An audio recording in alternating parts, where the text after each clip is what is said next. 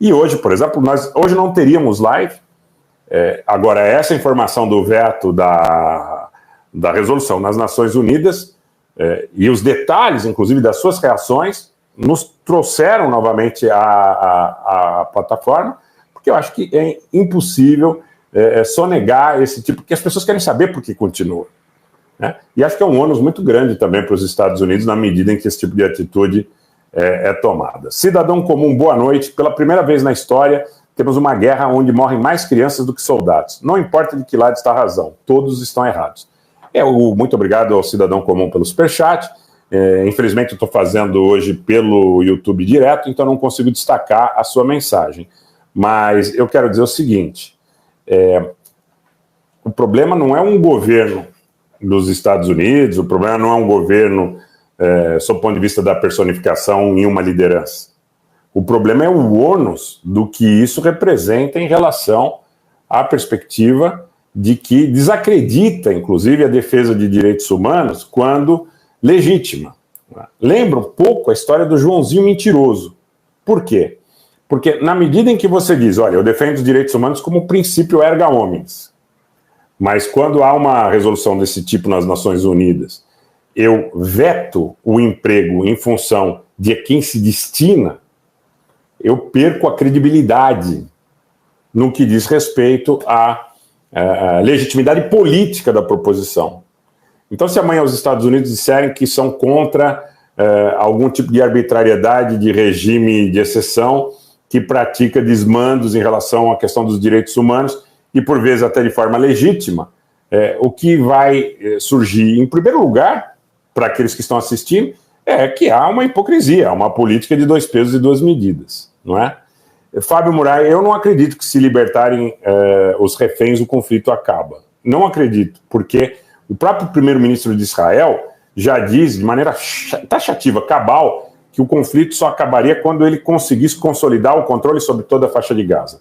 Ele diz mais, ele diz o seguinte, ele diz que a questão de devolver a administração da faixa de Gaza a qualquer tipo de autoridade palestina, inclusive a AP, a Autoridade Palestina, que está na Cisjordânia, em Ramallah, que é derivada de organizações do Fatah, da OLP, né?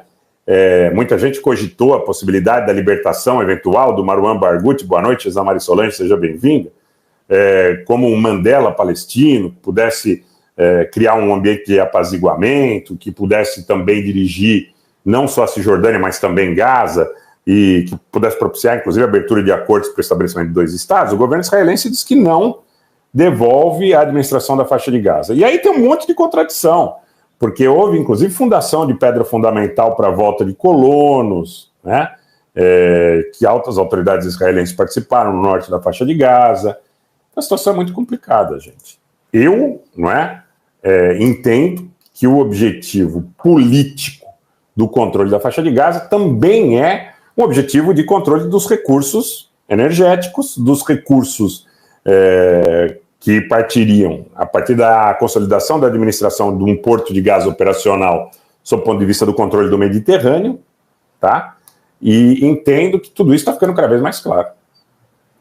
Porque, vejamos, poderia ser feita uma proposta no sentido de que, eventualmente, o Hamas entregasse a administração da faixa de Gaza para a autoridade palestina, que é entendido como um grupo mais moderado, inclusive pelos israelenses. Eventualmente contando até com a própria libertação do Marwan Barghouti ou de outro tipo de liderança. Mas isso não é proposto, ao contrário, quando isso é suscitado, vem a reação do Netanyahu dizendo o seguinte, que não haverá essa perspectiva, porque ele entende que se a autoridade palestina de qualquer matiz for estabelecida sobre Gaza, haveria a possibilidade do que ele chama de reiterados ataques a Israel. Sartana me pergunta, esses túneis saem para fora de Gaza? Olha, eu tenho a enorme impressão, né, quase que convicção, de que se esses túneis saem da faixa de Gaza, saem só em direção ao Sinai. Saem só em direção ao Egito. Tá?